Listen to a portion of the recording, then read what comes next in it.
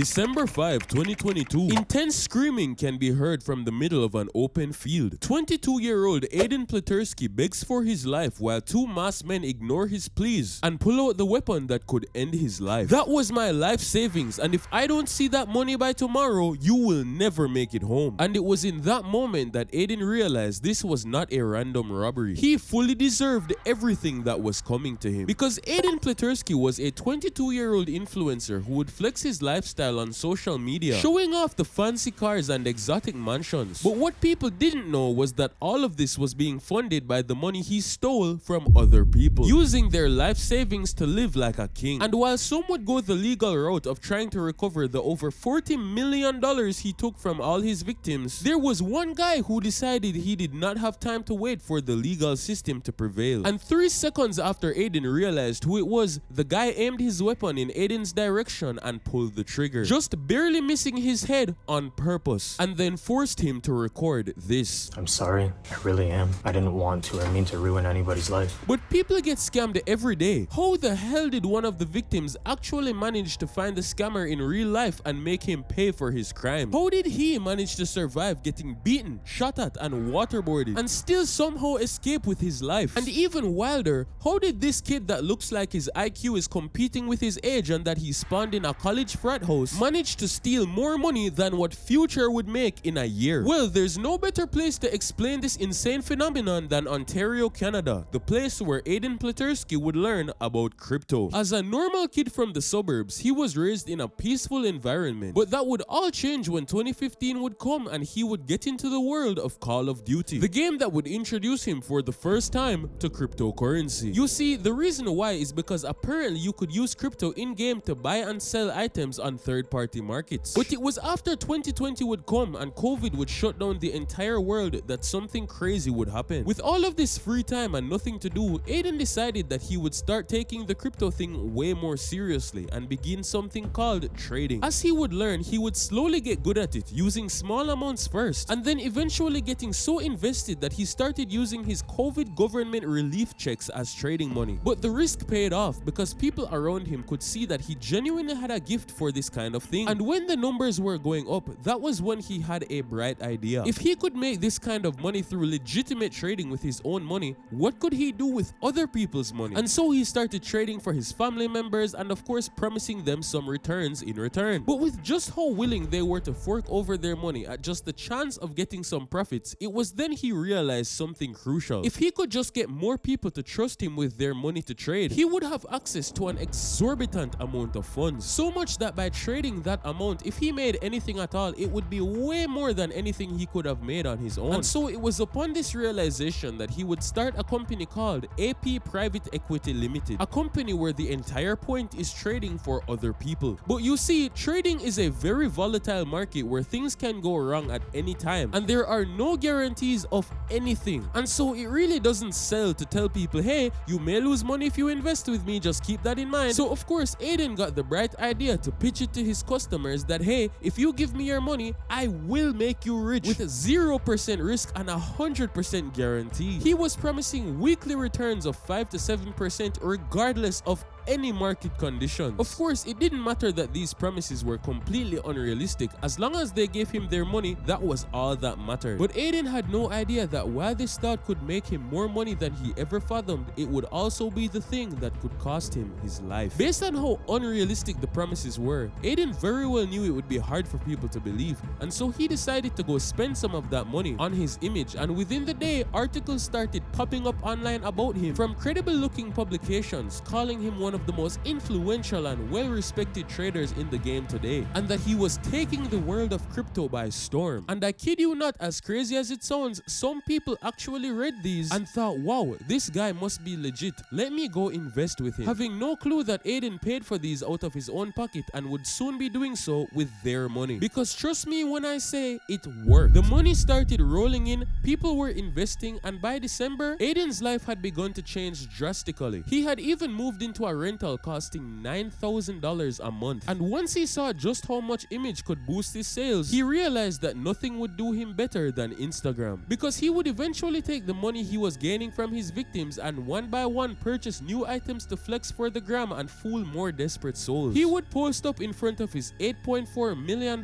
mansion when in reality he was just paying $45,000 out of the victim's money to rent it every month. He leased 4 supercars, a McLaren, Ferrari, Lamborghinis, and of course even had possession of watches over $500,000. All enough to get crazy traction on his page and convince millions of people that if they see a 22-year-old living a life that they can only dream of, it must mean that they are doing something wrong and he is doing something right. And as the fake it till you make it strategy would work, over the course of months, people would feed him hundreds of thousands of dollars and the fake lifestyle would eventually become real, with him going on to actually own some of these supercars and beginning to live a lifestyle of that of a king at 22 years old. But see, something dark about this that nobody realized was that some of these very fans became so convinced in what Aiden was selling that they would do anything to follow his program, even taking their already poor banking history and going into debt because of how much they believed in Aiden Pleterski. But once again, he had no clue that there was a silent monster building in the back, because some victims take it, roll over and cry, but others will go to the ends of the earth to make sure you pay for what you did. About 2 full years would pass of Aiden running the scheme and his life had completely changed. He was now an established influencer with many viral videos and a large social media following. Over the course of this large amount of time, Aiden had collected over $41.5 million from around 160 people who were all eagerly waiting for him to give them the returns on their money. But what they didn't know was that after all this time, out of the 41 million he had, only 600,000 had ever even touched a trading platform. That's less than 2% of the funds. The rest had gone into the women, cars, and insane other things that he was flexing on the gram every day. And once again, while the majority of his victims would just sit patiently, there were 2 people who decided that they had had enough. The first was willing to take the legal route and the other was willing to do something much darker. You see, around January of 2022, a Toronto real estate agent by the name of Sasha Singh had invested around $4.5 million with Aiden's company. He was not only supposed to be receiving returns, but also the term stated that he should have been able to withdraw his money within literally 3 business days. But when he tried to pull out his funds, he was shocked to find out that the request had been denied. He spoke to Aiden about this problem, to which Aiden responded that they were having withdrawal issues. And then he sent screenshots to Singh to calm him down, saying, hey, the money is right here, with the screenshot showing Aiden's accounts in some Belizean foreign exchange company with $311 million in assets under his name. And so Singh would stare at them thinking, okay, maybe the money really is there and this is just a technical issue. But that little voice in his head would tell him to just check anyway because something was not right. And so Singh decided to contact the company in Belize directly. And what they would tell him made his stomach drop. Neither Aiden Pleterski nor his company, Private Equity Limited, had ever held a single account with them. Every single screenshot was fake. Singh tried to set up meetings with Aiden and Aiden kept postponing, making excuses, and that's when he would find out something else. Behind the scenes, Aiden had apparently been quietly selling off his luxury cars, getting his affairs in order, and moving in a way that seemed like he was about to disappear. And so Singh wasted no time and went straight to the court. In July of 2022, he filed a lawsuit and got an order to freeze all of Aiden's accounts worldwide. And coincidentally, around that time, a Toronto fraud recovery law firm announced publicly that it had received numerous people coming in to complain about this company that Aiden was running. The walls were closing in and time was running out for Aiden. But he did not know that the worst of it was yet to come, because there was somebody who was not willing to wait on the speed of the legal system to get justice. He would want to take justice into his own hands. And so on August 9, 2022, when Aiden Pleterski was forced into bankruptcy, this unknown person was still unsatisfied because they didn't care about the bankruptcy. They just wanted their money back. And to rub salt in the wound, despite his ongoing legal investigation, best believe if you currently looked at Aiden's Instagram, you would literally see him still posting, flexing, living life as if nothing had ever happened. And the worst part is, he was doing this because he was literally trying to scam new victims to escape his bankruptcy. And that was when our mystery man would snap. And this case was about to reach a whole new level that nobody could even fathom was possible. About 6 months had passed since the legal case became a thing, and on December 2nd, 2022, Aiden got a message from a a man saying that he wanted to meet up about a potential investment. Thinking that he was about to finally get a new victim, Aiden excitedly smiled and agreed to meet up, and so they set up a meeting at the Ritz-Carlton Hotel in downtown Toronto. The man's name, as he told Aiden, was Slime Dog Millionaire. Not suspicious at all. Along with Akil Haywood and a guy named Rakeem Henry. They are charming, friendly, and talk about crypto, while Aiden is thinking, wow, these guys want to give me money. It went so well that he even agreed to a second meeting. But it was on that day that his entire life would change forever. Because 3 days later, on December 5th, the guys would invite Aiden to go somewhere in their Dodge Ram pickup truck under the pretense of learning more about cryptocurrency. But the second Aiden would step into that back seat and close the door, Rakeem Henry would turn around and press a black object into his ribs. The black object was a gun. After that point, all hell would break loose. They took his passport, cash, wallet, zip-tied his hands behind his back and put a bag over his head. Yes, that's literally what it says. And then they drive. And Aiden had no idea who these people were or why this was happening. All he knew is that there was a chance he would not live to see tomorrow. That was when the car would eventually stop and they would eventually drop him off in a field somewhere in southern Ontario. They would pull him out of the truck and force him to his knees in the dirt. And of course he would beg, asking, why are you doing this to me? That was when they would reveal that Akil Haywood was one of Aiden's investors. He was a 39-year-old man who had put over $740,000 into Aiden's company without ever seeing back a single cent. It had appeared that he was promised over $3 million and he was not going to stop until he got his money. Telling Aiden that if they didn't get their $3 million right now, he would be finding permanent residence in the dirt below him. But there was just one problem. Aiden did not have $3 million. Hell, he didn't have anything. He was literally bankrupt. And so he would say, yo, I don't have any money. But that was when they would put the gun next to his head, count down from 3 and fire a gunshot, just barely missing him. Please, I'm begging you! I'm begging you! Please, no, slime! I'm begging Oh my God! Showing him that they do in fact mean business. The next morning would come and they would take Aiden to a junkyard. And this is where a simple kidnapping would turn into something so much harder to imagine. The 22-year-old crypto king was beaten with golf clubs, burned with cigarettes like a worthless mat, and I kid you not, literally waterboarded. Military grade torture, because either these men genuinely believed he had money he was hiding or they did not care and just wanted him to suffer. With one of them taking out a blade and even cutting pieces off of it. I don't even know if I can read that on YouTube. But the worst was yet to come. Because while this was all being done in secret before, they were about to take away the one thing Aiden had spent the last few years building for himself, his reputation. And so that was when at gunpoint, with all of the masked men standing around him, pistols pointed in his face, they put him on his knees and forced him to record a 12-minute video on his own phone. A video of Aiden apologizing to his investors. I'm sorry. I really am. I didn't want to or mean to ruin anybody's life. It's not the right thing to do at all. Explaining what happened to the money and telling them that he will live on bare minimum income until every last soul is paid back. And once that video was posted to the world, just like that, all of his supporters would learn what they had been suspecting. Even if they didn't want to believe it, they were victims. But even despite everything I just said, as hard as it is to believe, the craziest part of this still had yet to come. Because after they were done filming the video, remember, they still wanted their money. And so they beat this man with golf clubs. And so in his desperate attempt to save his life, Aiden would say, wait, I know where you can find the money. My landlord, Sandeep Gupta, he has the $3 million.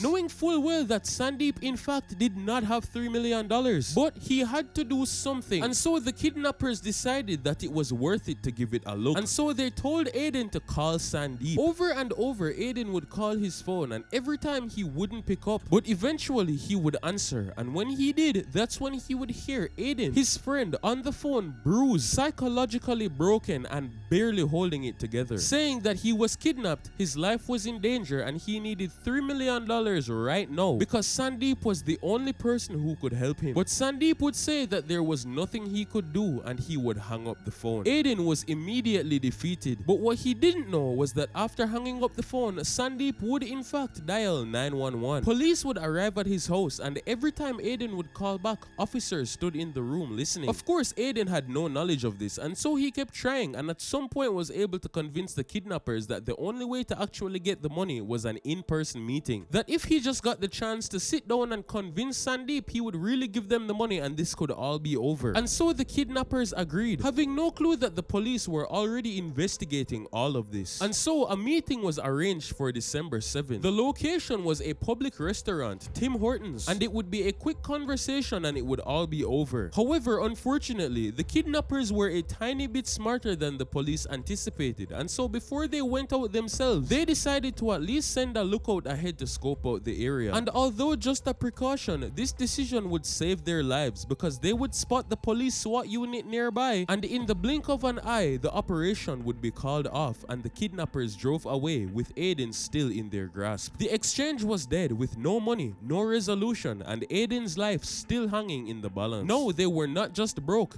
they were angry, especially thinking Aiden had something to do with the snitching. And you can imagine just how much they took out this anger on his physical body. More golf clubs, more waterboarding, zip tying his wrists and ankles, and beating him while taping a COVID mask to his face so he couldn't even breathe properly. With the final straw being that they told him they would put a hit on his parents if that money did not come soon. He tried to convince them once again that Sandeep had the money, but of course they weren't gonna fall for that again. And so at this point, Aiden figured that maybe he was in fact as good as dead. But luckily for him, a small miracle was about to come his direction. The kidnappers would eventually decide that as much as torturing Aiden was one thing, the money was still their ultimate goal, and so they decided that if he really kept saying Sandeep did have the money, since that was their only lead, they may as well give him one more chance to make it happen. And so it was on day 4 of torture, December 8th, that they would drive him all the way back to Toronto and drop him off at the residence of Sandeep Gupta. As soon as they let him off, they gave him the same warning as before: get the money, and if you go to the police again, you and your parents will disappear. But it was in this moment that the kidnappers had no idea that they had just signed up for their own demise. Because when they saw the SWAT cars, they just assumed that Aiden and Sandeep had planned some random raid. But they had no idea that the police had actually been listening to every single one of the calls and were already deep into the investigation to find them. And once Aiden made it back into the world, it was pretty much game over for all of those guys. Eventually, both Aiden and Sandeep would report every single thing that happened, and all of the men were subsequently hunted down and arrested. Slime Dog Millionaire, whose real name was apparently Darren Akeem Pong, would plead guilty to 9 charges: kidnapping, aggravated assault, and many others that would await him a potential of many years behind bars. Rakeem Henry, the guy who pressed a gun into Aiden's ribs in the backseat, is still awaiting trial now and is also facing similar years. And the man of the hour, Akil Haywood, the man who lost $740,000 to Aiden's company, faces 3 counts of kidnapping and 2 counts of extortion. He pleads not guilty and his trial is later this year. But then of course, as much as Aiden was a victim in this situation, he was still a criminal. And when the police questioned him about his own crimes, Aiden ended up facing up to 14 years in prison, and his trial will be in October of 2026. As much as it's